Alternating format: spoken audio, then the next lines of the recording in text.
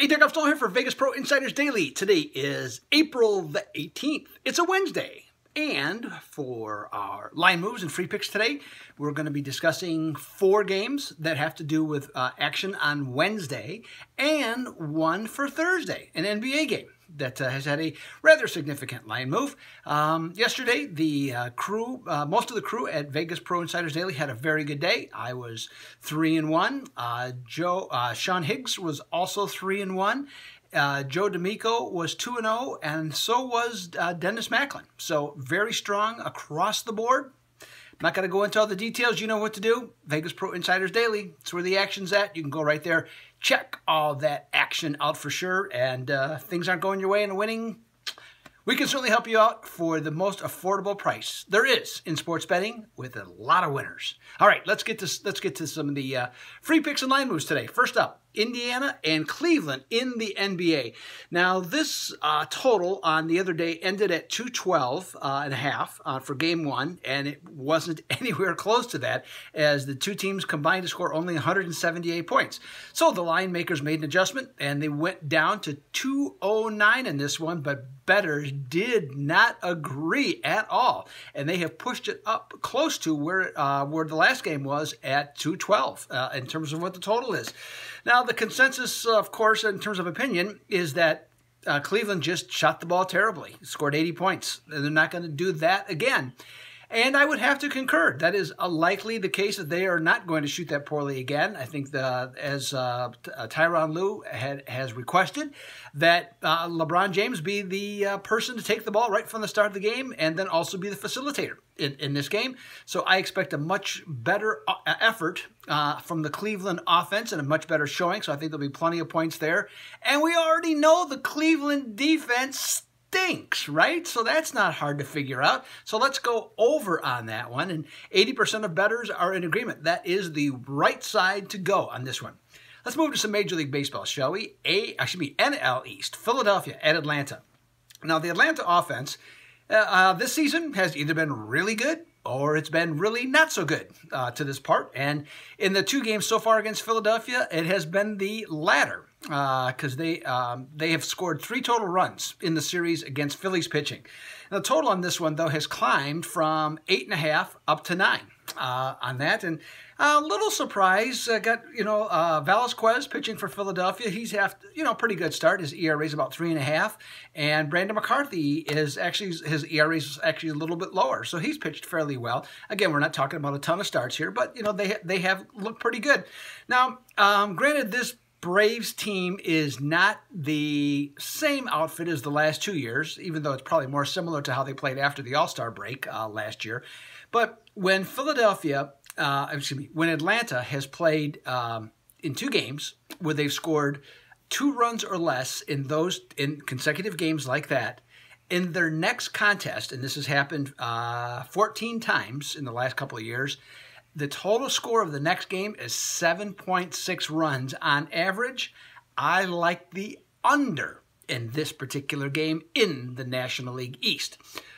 Yesterday's big pitching matchup was supposed to be with Boston and the Boston and the Angels.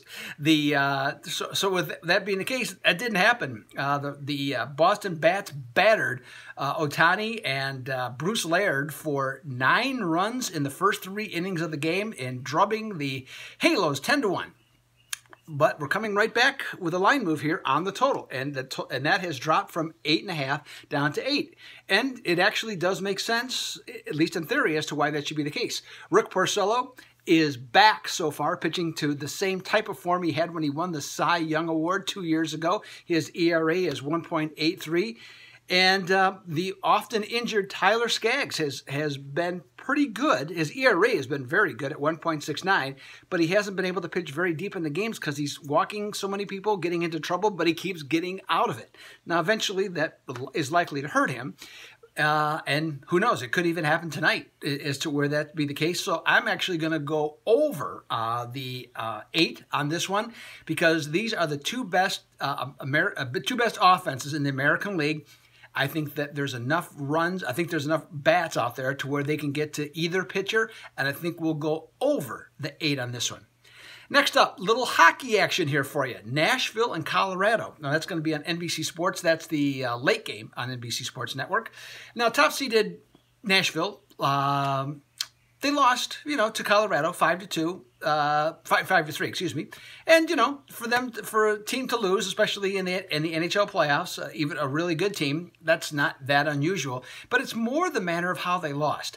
They were outskated, they were out-hit, they seemed to lack speed, and they turned the puck over too much. They played a very, by their standards as a top seed, they played a very poor game. And so that, I think, is the concern, and that's why that's why Nashville has slipped from minus 170 down to minus 155. Now, you know what? You can make a very good case for Colorado here, because against teams that score 2.85 or more goals per game, they're 18-9 on home ice. That's very good. But you know what? Kind of like Winnipeg and Minnesota yesterday, even though it looked like Minnesota had a real chance, I think it's a similar situation in Game 4 where the team loses. I think Nashville comes back much more focused in this one. Game 4, wins the Game 4, moves on, wins the series in 5. And Predators know how to beat Colorado. They've beaten them 13 out of the last 17 times. So I'm going to go with Nashville. Now, let's move ahead to Thursday, shall we? Looks at the NBA, as I mentioned earlier. We got Philadelphia against Miami. That's going to be on TNT. That will be the early game on Thursday.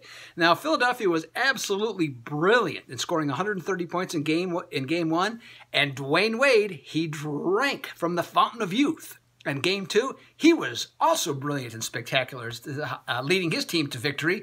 He did everything in that game. Scored, defense, tremendous passing. He kind of had it all.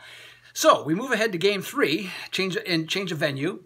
Now, most sports books sent out the Sixers either at +1 or a pick. But as of this morning, Philadelphia was a minus 2-point favorite. Now, I'm not sure. I'm guessing here, but I'm anticipating that they're thinking that Joel Embiid is going to play. So I think that's why there was such a significant move. He's been cleared to play, but he was held out of Game 2. Their coach Brett Brown, though, said they really need him badly, but nothing official has come through. So I'm thinking that he's going to play, and I think that bettors are anticipating that he's also going to play. But what do you do here, right? I mean, at this point, we don't know what the correct answer is going to be. So I'm looking at it this way. If Embiid plays 20 minutes, I think Philadelphia wins and covers the -2. Okay, simple as that. If he does not play, I'm looking at the fact this is just a common thing in sports. When teams go on long winning streaks, like Philadelphia had, and then they finally lose, there's usually a couple, maybe even 3-4 games right afterwards where the team struggles because they had that streak broken. So if Embiid is not there to play, I think that favors Miami, and I'd like then Miami to win and cover the game. Because the energy, I believe, for this, I know it's the playoffs, nevertheless, I think the energy of this one's going to come on the decision if Embiid plays or not. And if he plays, I think he becomes the Energizer Bunny for the Sixers, and I think it gives them what they need in terms of juice to win and cover the game. So, hey, that's 5 plays for you today and tomorrow.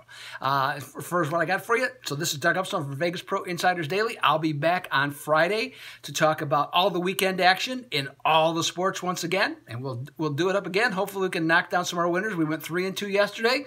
Let's see if we can do it again. Doug Upstone, Vegas Pro Insiders Daily. I am